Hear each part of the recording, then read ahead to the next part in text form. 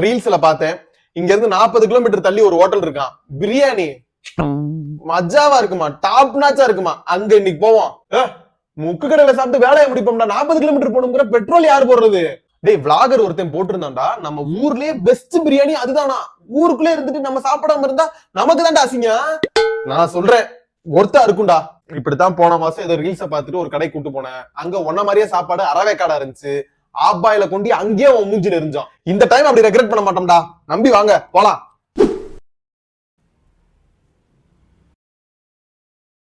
Hello. இந்த ஹோட்டல்ல தயிர் வெங்காயம் உலக ஃபேமஸா.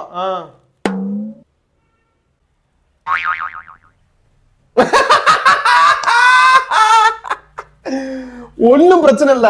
இதுக்கு பக்கத்து தெருல ஒரு ஹோட்டல் இருக்கா. ரீல்ஸ்ல பாத்திருக்கேன். உங்க பொரோட்டாவும் சால்னாவும் இந்த மொத்தம் 18 பட்டியிலும் சூப்பரா இருக்குமா. அங்க போவான்.